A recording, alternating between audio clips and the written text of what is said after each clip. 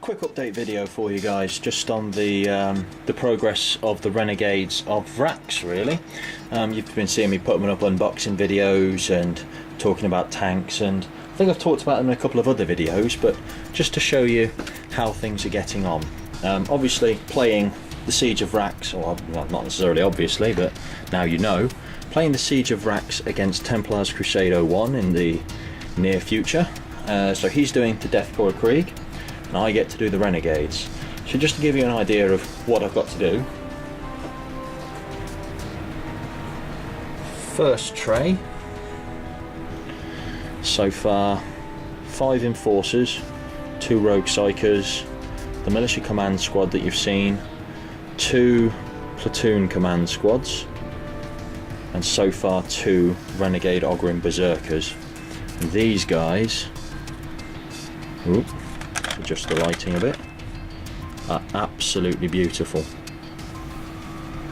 Wonderful kits, these ones.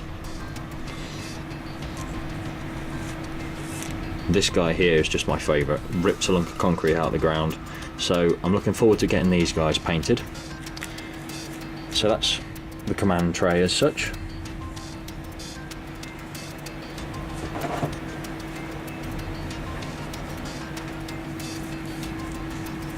Four 10-man militia squads making up 1 platoon. This is 1 troop's choice, this entire tray, along with the one of the command squads from the first tray. So 10-man squad, veteran, boxcaster, special weapon, and then troopers with las guns. Again, veteran, boxcaster, special, las, veteran Vox, special, las, and veteran Vox, special. And this squad are armed with auto guns. I don't like them, as you've shown in earlier videos, but they'll be a nice little bit of cannon fodder. So 1 troop's choice. The other troop's choice, sorry while I'm spinning away from the camera, again, another squad of, platoon of 4 10-man troops, all with the same setouts again. Veterans, boxcasters, special, standard troops. Lasgun squad, lasgun squad, lasgun squad, because they've got some AP value. This squad is going to be my frontline cannon fodder squad. There's no better way to describe them really, because they're all armed with pistols and close combat weapons. So these guys are going to be right at the front, and I might stick them in a Chimera, I might just sacrifice them, we'll see how they go. So that's troops wise. The reason there are so many bare plastic and bare resin is, as you've seen from my unboxing videos, I've had a lot to build. The reason some of them are painted is I painted them in a squad, and then all of these painted guys are conversions from basic models before I thought, you know what, I will invest in the Forge World bodies. So they've been split up just so the conversions are mixed in with the army. I've just invested in some more army painter spray to undercoat them all, because I undercoat them as bone, wash them down, paint them up, and then wash them again. It just makes life easier. But that's troops wise that I've got to do so far. In terms of the heavies, we have a 3-man unit of heavy bolters, 3-man, 3-base, 3-base unit of las cannons,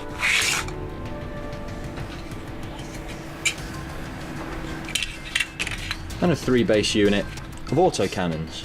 Now these 3 units come under the HQ choice in the Renegades list. So I've got that Militia Command Squad and these 3 fire teams here.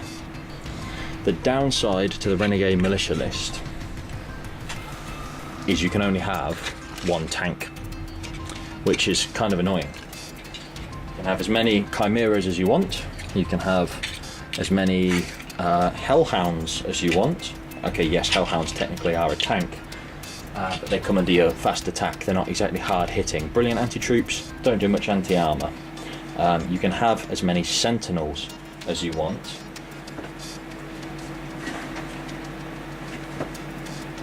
But you can only ever have one tank and one close support artillery, they call it.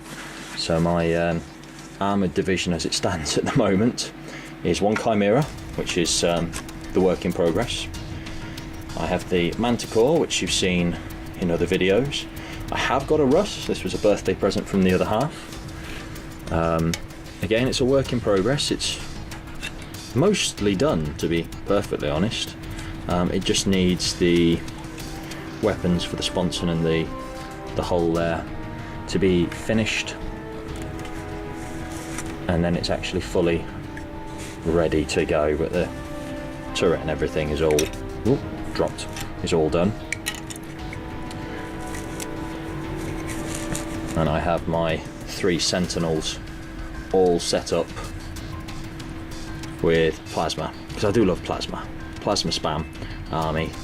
So my sentinels to have a wander around the board and get shot at. Chimera, which will either be used for the squad with the pistols and assault weapons, or for the command squad, just to ferry them around in style.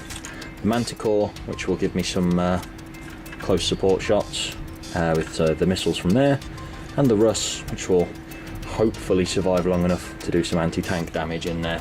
But that's the progress of the Renegades of Vraks so far. As you can see, I have a lot to do and a lot to get painted, but yeah, it's getting there. Thanks for watching, guys. Any words of encouragement or any suggestions, by all means drop them in the comments box below. If you're wondering where the rules are for the Renegades of Vraks list, and why I'm saying crazy things like you can only ever have, you know, one tank, one this, one the other, if you look up in Imperial Armour Siege of Vraks, the first book anyway, they've got the list about halfway through for the Servants of Slaughter, which is the first Vraks list. It's very cool, it's a good book, and the whole idea of Templar and I is we're going to try and play through the entire listing, which hopefully won't take us too long. So let's get it in there. Defenders of Vraks, Renegades and Heretics, big old rule section, all your lists of everything that you can have in here. Well worth getting, lovely book, even if you're never going to play it. Definitely get it, it's beautiful. I can't say enough about the Imperial Armour books. That's my little Raven rant done anyway. I suppose I better log off and edit some videos. So, thanks for watching, guys. Stay safe, and as I said, questions and comments below. And TC, if you're watching, your earlier comment of how am I going to deal with all those troops? Again, I say, I've only got one tank, you can pie plate them. I don't know why I've told you that, but it'll be fun. Catch you later, guys. Bye.